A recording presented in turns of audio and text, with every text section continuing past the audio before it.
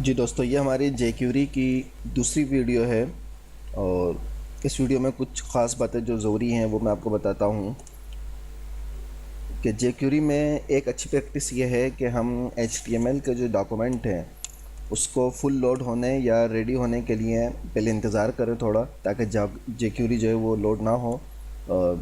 अपना काम जो है वो पहले ना करे, पहले HTML का तमाम डॉक्यूमेंट जो है वो अपलोड हो जाए, उसके बाद फिर जेक्यूरी जो है वो अपना काम करे, तो उसको थोड़ा सा वेट कराना पड़ता है। और वेट कराने के लिए हमारे पास दो तरीके हैं, वो दोनों तरीके मैं आपको बता देता हूँ। तो पहले हम ये काम करेंगे कि डॉलर का साइन लेंगे और डॉलर का साइन के अंदर हम लिखेंगे डॉक्यूमेंट, और उसके बाद फिर यहाँ पे डॉट और यहाँ पे रेडी, और रेडी के अंदर हम लिखेंगे फंक्शन। ठीक है।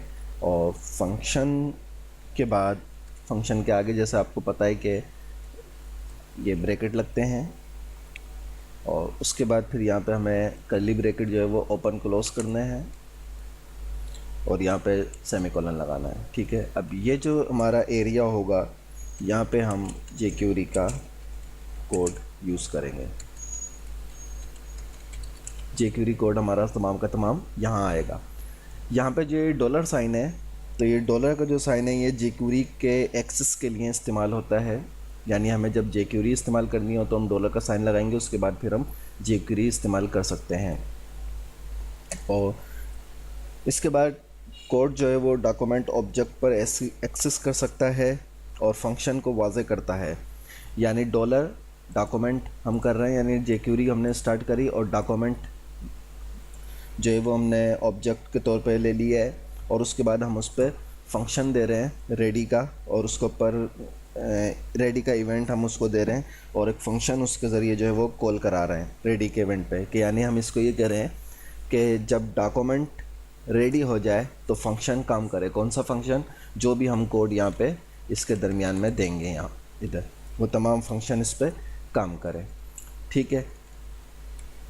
तो ये ज़रूरी है, और जेक्यूरी पे काम करने के लिए ये जो कोड अभी मैंने लिखा है ये ज़रूरी है। तमाम जेक्यूरी का कोड इसके दरमियान में आएगा। और इसका दूसरा एक तरीका और भी है जिसको हम इसका शॉर्टकट तरीका कहते हैं। अच्छा, इससे होगा क्या कि जब तक डॉक्यूमेंट मुकम्मल तौर पे लोड नहीं होता तब तक ये तमाम जेक्यूरी के कोड को रोक के रखेगा, उसको नहीं चलाएगा। और जब तमाम डॉक्यूमेंट HTML का लोड हो जाएगा तो फिर ये जेक्यूरी का कोड आगे चलेगा।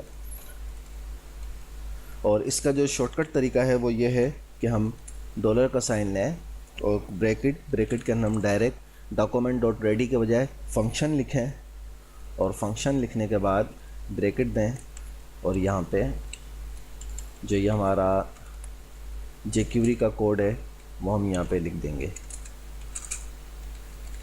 ये जेक्यूरी का कोड हमारा यहाँ पे आ गया। तो अब चाहे हम ये ऊपर वाला जो कोड है ये इस्तेमाल कर लें, या ये जो नीचे वाला कोड है इसको इस्तेमाल कर लें, दोनों का सेम काम है। ऊपर वाला जो है ज़रा लॉन्ग टर्म है और नीचे वाला जो है वो शॉर्टकट है इसका।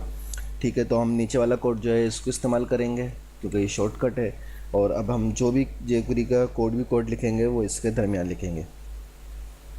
अगर आपको इसके अंदर जेक्यूरी के कुछ सिंटैक्स वगैरह थोड़े से मुश्किल लग रहे हैं तो कोई मसला नहीं है, इसे हम आगे जिस तरह क्लासेस हमारी आगे बढ़ती रहेंगी इसको हम उसमें कवर करते रहेंगे। अच्छा, इसको अब सबको मैं मिटा रहा हूँ। और उसके बाद जिस तरीके से हम जेक्यूरी को, जावास्क्रिप्ट को इंडेक्स की फ़ाइल में, मैं एक इंडेक्स की फ़ाइल यहाँ ले लेता हूँ और इसको सेव करता हूँ डेस्कटॉप पर ही, index.html। यहाँ पे HTML का कोड लिखते हैं। ठीक है, इसको सेव किया। अब इसका हमें लिंक देना है, तो जिस तरह हम हेड सेक्शन के अंदर जावास्क्रिप्ट का लिंक देते हैं, सेम इसी तरह हम यहाँ पे जेक्यूरी की फ़ाइल का लिंक देंगे। और जिस तरीके से हम इसको हेड के अंदर, बॉडी के अंदर लिख सकते हैं, सेम उसी तरीके से हम इसको यहाँ पे भी लिख सकते हैं जो उसका लिंक है। तो मैं यहाँ पे हेड के अंदर इसका जो है वो लिंक दे रहा हूँ, स्क्रिप्ट।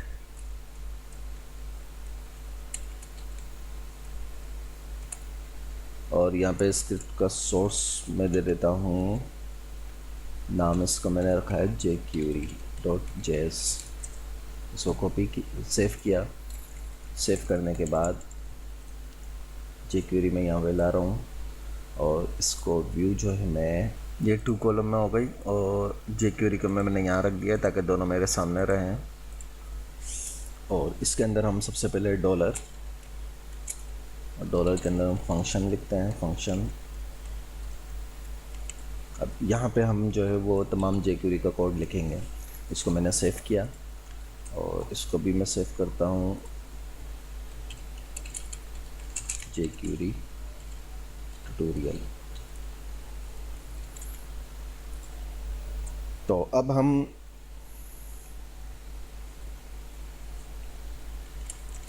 फॉर एग्ज़ाम्पल मैं यहाँ पे एक डिव लेता हूँ और इस डिव में मैं यहाँ लिखता हूँ स्टार्ट और डिव को मैं आईडी दे रहा हूँ स्टार्ट की। ठीक है, मैंने एक डिव लिया है, उसको आईडी दी स्टार्ट, यहाँ पे स्टार्ट लिया और इसको मैं ओपन करता हूँ ब्राउज़र में अपने। ये मेरे पास आ गया ब्राउज़र में स्टार्ट लिखा हुआ। अच्छा दोस्तों, यहाँ पे हमने HTML के ऊपर तो इसका काम कर लिया है, ये डिव बन गया है, स्टार्ट की आईडी और स्टार्ट है। अभी मैं इसके अंदर सबसे पहले HTML की फ़ाइल लगानी होगी और यहाँ पे उसका लिंक देना होगा। और यहाँ पे हमने अपनी स्क्रिप्ट की फ़ाइल का लिंक दिया हुआ जिसको हम jQuery का काम करेंगे, लेकिन अभी jQuery की फ़ाइल का लिंक देना होगा।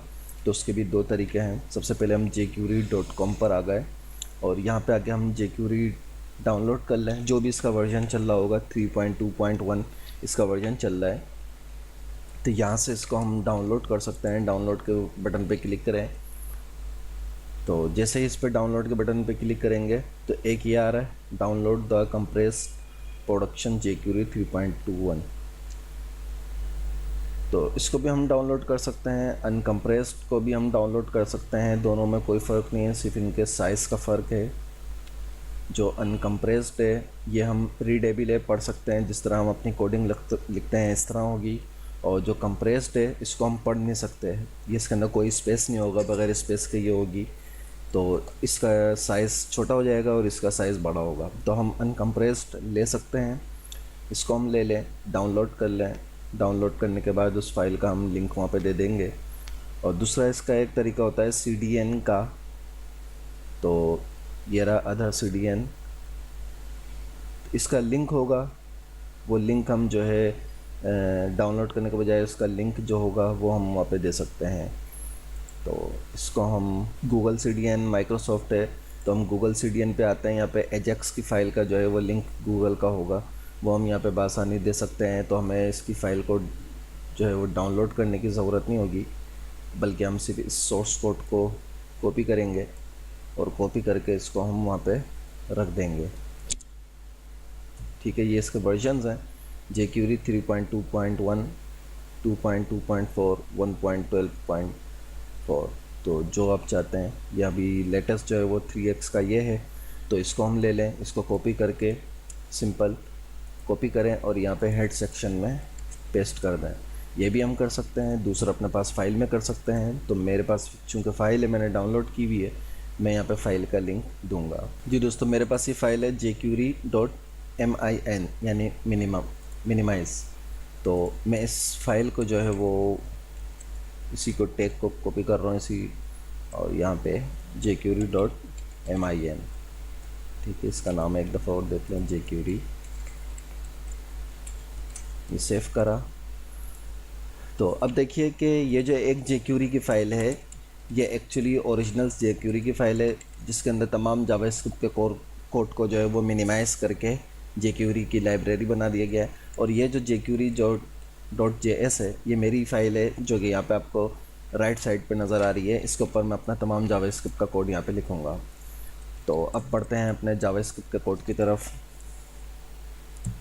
सबसे पहले मैंने जैसा आपको बताया कि डॉलर, इसका हम document.ready भी लगा सकते हैं इवेंट, और डायरेक्ट हम फंक्शन भी कर सकते हैं, दोनों का सेम काम है, फंक्शन और ये। और इसके बाद अब यहाँ पे मेरा कोड आएगा।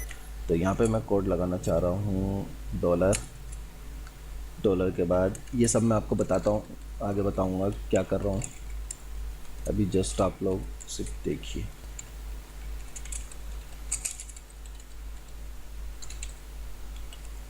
तो ये सेव करा, सेव करने के बाद इसको मैं ब्राउज़र पे ओपन करता हूँ। तो देखिए इसमें स्टार्ट लिखा हुआ है यहाँ पे, ये देखिए यहाँ पे हमारे पास स्टार्ट लिखा हुआ है। अगर मैं इस कोड को हाइड करूँ, ये कमेंट इसका, ये कमेंट भी वही जावास्क्रिप्ट वाला है। इसको मैंने कमेंट करा सेव करके, दोबारा इसको यहाँ पे देखता हूँ तो ये स्टार्ट आ रहा है। क्यों? क्योंकि स्टार्ट जो है वो हमारे पास HTML में यहाँ पर लिखा हुआ है स्टार्ट, ठीक है। लेकिन जब मैंने यहाँ पे jQuery में इस कोड को लिया और इसके बाद मैंने करा तो यहाँ पे jQuery ट्यूटोरियल लिखा हुआ आ गया, ठीक है। तो इसमें सिर्फ आपको ये दिखाना था कि किस तरीके से jQuery काम करती है। HTML की फ़ाइल है, उसमें हमने कुछ और लिखा हुआ है, और फिर यहाँ पे जावास्क्रिप्ट के अंदर इस जावास्क्रिप्ट में हमने यहाँ पे कितना मिनिमाइज कोड हो गया, वरना पहले हमें इसको लेना पड़ता। Document dot gate element by ID के ज़रिए इसको लेते, इसको किसी वेरिएबल में सेव कराते, फिर इस वेरिएबल के अंदर जो है वो इनर HTML वगैरह लेते, 2-3 लाइनों का कोड बनता। तो ये सिंपल हमारा 2-3 लाइनों का काम एक लाइन के अंदर हो गया है। इसके लिए हमें जावास्क्रिप्ट की ज़रूरत पड़ेगी, जो कि हम CDN20 का ले सकते हैं और इसकी पूरी लाइब्रेरी कॉपी कर सकते हैं। मैंने लाइब्रेरी कॉपी करी हुई है जो कि मेरे पास डेस्कटॉप में रखी है, और जावास्क्रिप्ट के नाम से मैंने एक और अलग फ़ाइल बनाई है जो कि जिसमें मेरा अपना स्क्रिप्ट होगा और उसके ऊपर तमाम हम काम यहाँ पे करेंगे, ठीक है। तो अब इसकी बात कर लेते हैं कुछ सिंटैक्स की, कि जावास्क्रिप्ट कैसे इस्तेमाल होती है, इसका सिंटैक्स वगैरह क्या है। तो HTML के एलिमेंट को सिलेक्ट करने और फिर इन पर कोई एक्शन को परफॉर्म करने के लिए हम जावास्क्रिप्ट को इस्तेमाल करते हैं, जिससे हम HTML के पहले किसी एलिमेंट को सिलेक्ट कर लें, फिर उसके बाद उसके ऊपर किसी भी किस्म का एक्शन परफॉर्म करें। तो जैसे कि आपको यहाँ पे नज़र भी आ रहा है, लेकिन मैं एक और इसमें मिसाल में आपको समझाता हूँ। तो उसके लिए हम क्या करते हैं, हमें बेसिक सिंटैक्स जो है वो ये है, जो कि अभी तक मैंने 2-3 दफ़ा इस्तेमाल करा है।